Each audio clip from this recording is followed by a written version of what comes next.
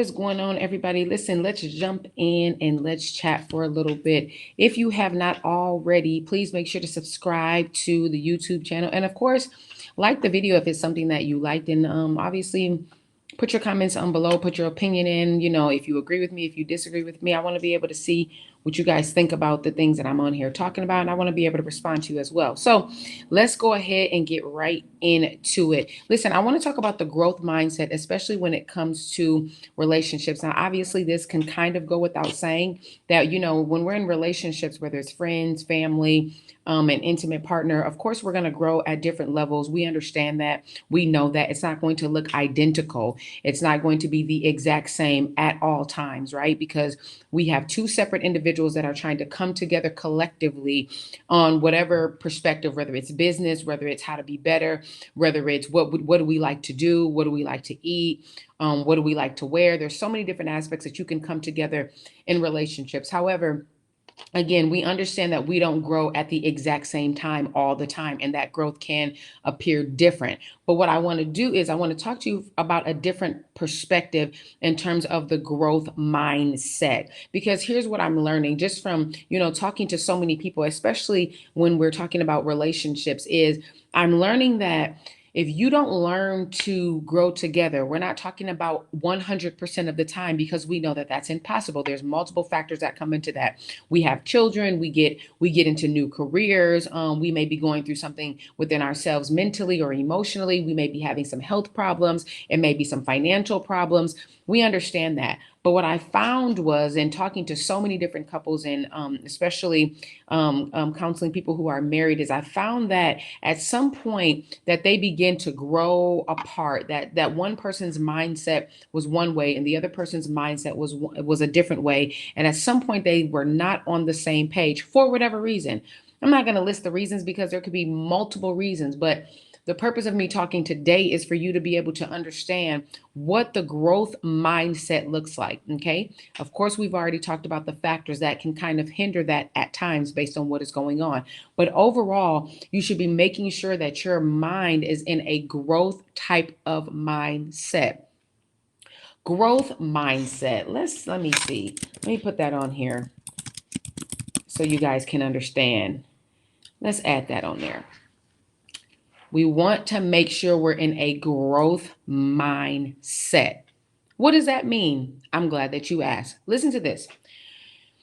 When you're talking about growth, we understand what that can mean in terms of, body structure, in terms of your cells, right? That's how we grow our bones, our muscles can grow.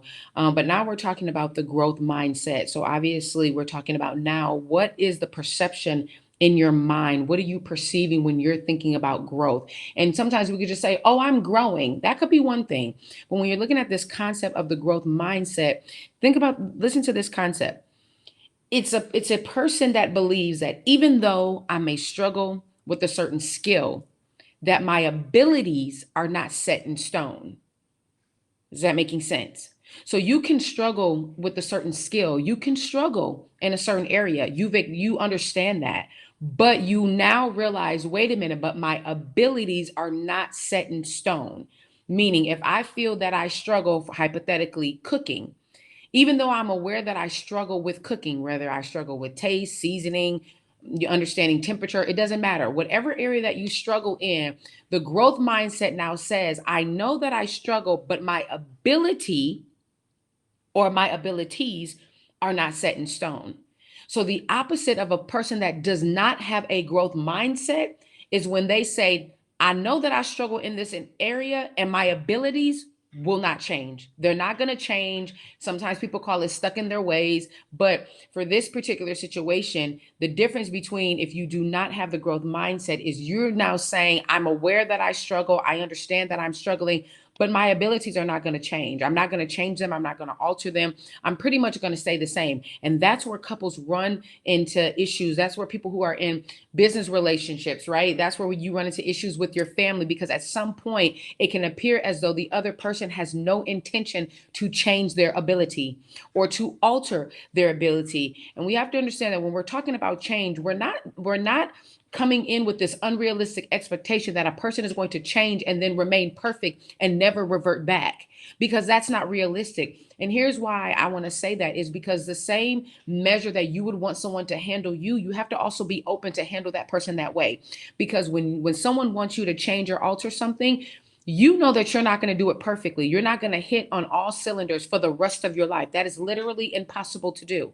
You may do it for 6 months. You may even do it for a year. You may even do great and do it for 2 years. But at some point, you may slip up and you may make a mistake or whatever the case may be. So we have to understand that as one to another. So if you're one person and you have the growth mindset where you're saying, oh man, I'm fully aware that I have to make these adjustments, but I also understand that my ability to make these adjustments, that's not set in stone. I'm going to give myself room to grow. I'm going to give myself room to learn. I'm going to give myself room to be able to communicate from a healthy perspective. I'm going to give myself room to encourage myself to say, hey, I see you doing good.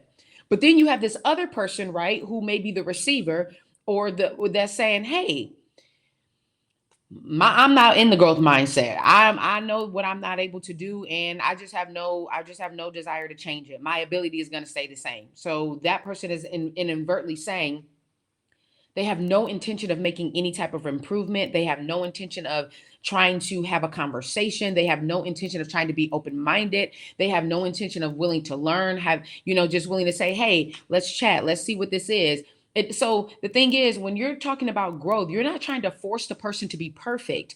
You're trying to say, even though we know we have issues, you have your own issues, I have my own issues. Collectively, we have issues, right? Because again, we're two separate individuals that come from separate backgrounds, separate genetics, separate DNA, separate environments. We perceive love differently, affection differently, communication differently, nonverbal communication. We morals, our values, a lot of that can be different. We may see a little bit of a crossover, but again, you're two separate human beings coming together to try to get on the same page, whatever that may look like, whatever area that may look like, right? Because this can go across the board. But here's what you don't want to do. You don't want to be the person in the relationship. Again, we're talking about intimate relationships or platonic relationships. You don't want to be the person in the relationship that does not have the growth mindset. And you don't want to be the person that is in the relationship where you're saying, well, I'm aware of what I'm doing. I understand what's going on. But at the end of the day, I'm just not going to change. I don't know if I can change. It's too difficult to change. Or you also have to be very careful, because you can make yourself think you have the growth mindset by saying, I know I have something I need to change. And I'm aware that my ability to alter or change those things are there, but my fear is bigger than my ability. You don't want to be that person, because you'll convince yourself that you're in the growth mindset, but you don't realize that some of your abilities cannot be maximized to its full potential because your ability is being led by fear. Your ability is being led by low self-esteem. Your ability is being led by past relationships, past circumstances. Your ability, it could be led by what the other person has done, unforgiveness, right? Your ability could be led by, you're charging that person for something that they actually didn't even run the tab up on. That was somebody else's bill. We're talking about emotionally. There's so many different perspectives. So don't also be fooled to where your verbalization sounds good. And here's why I love the growth mindset, because it talks about something that you could be aware of. And then the next thing, it comes with actions, right? My ability, that is an action word, right? That means there's something that is required to be done. More than just listening, more than just reading, more than just talking. There's now something that has to come through the form of your body in terms of action, whether that is literal action by way of you doing. But you can't just stop by doing. You have to be doing and you have to be reading. You can't just be reading and not doing. You can't just be listening and not reading. You have to make sure that you're encompassing all of these things. Are you getting the knowledge? Are you putting your best foot forward? Are you coming up with the game plan? And whatever that may look like, right? Because we all learn from a different perspective. It's also important to understand the type of learner you are, but don't be stuck in that box. Some people are like, oh, I'm just a visual learner, right? But you cannot just be stuck visually, because if something requires you to listen audibly, you have to be able to do that as well. So don't you be fooled where you two are in a situation and one person has the growth mindset and the other person does not have the growth mindset, because what happens is you'll see that little by little, you'll start to be separate. You'll start to think differently. You'll start to feel differently. You'll even actually begin to see, you can feel when the energy is off, when the energy is different. And it's probably linked to, there's a barrier between, are we on the same page? Are we both in the growth mindset, or are we both fooling ourselves saying that we acknowledge we can't do these things, but we're verbally saying we want to do these things. We want to be better. We want to learn. We want to grow. But yet fear is blocking the growth, right? The blockage is coming from low self-esteem. The blockage is coming from we're not praying. The blockage is coming from we're not reading our word, but we're getting fulfilled by the verbalization of, oh, I know I'm doing this and I want to do better. But then there's no action behind the ability. And so we just want to make sure that when you're encountering relationships, right? Something that is very important to you, something that is very valuable to you, don't find yourself just being a talker. Find you putting action behind it. I do all types of things. When I know that there's a barrier, and of course, I don't do this perfectly all the time, but when I know there's a barrier or a hindrance to something that I'm doing, I am willing to do whatever. I'm looking over at this phone because my son is actually on the phone with me on FaceTime while I'm recording this. So, um, say hi, son. Wave. He ain't even paying attention. Well, he's looking at me, but I don't know what he's doing. But anyways, so you want to make sure that you're putting certain things in place. Sometimes my phone is my best friend in terms of the notes section. Also, in terms of me texting myself, I will text myself so many different things. I'll go to my notes section on my phone and I'll make notes to myself. Why? Because I understand that sometimes I don't remember. Also, the calendar is my best friend. I will put things in my calendar. And some people could get offended, like, wow, you had to put my birthday in your calendar. Well, yes, isn't the whole purpose of me being able to acknowledge, I'm sorry, I cannot remember your birthday. That's just not something that I have the ability to do. I may get the day wrong, but guess what? You're important enough for me to just not leave it there and say, well, I'm not going to always remember, so just remind me. No, I put a reminder in my phone 2 weeks before, a week before, this person's birthday is coming up, because that's how important it is to me that I'm willing to put whatever it is in place. Sometimes when I don't put a note in, I'll put it in my calendar. If the calendar fails me, I'll put it somewhere else. Or I'll say, my son will tell you, I'll say, hey son, remind me to do da da da da. Don't let me forget, because we want to make sure that we're putting things in place. When I know that there's something that I really need to be working on, I try not to be so quick to speak. I'll be silent and I'll just, go into prayer, or I'll read my word, or sometimes I'll go take a shower, or I'll go to the bathroom so that I can just be quiet and kind of meditate so that I can hear exactly what God is trying to get to me. So it's going to look different for everybody. I'm just giving you guys a couple of tips. You don't have to do it my way. You don't have to use your calendar. You don't have to use the notes. I don't care if you have, some people put sticky notes all over their house. Some people, they use their computers to do certain things. Whatever it is that you can do to put something in place. Even right now, I have a reminder that pops up on my phone, on my calendar.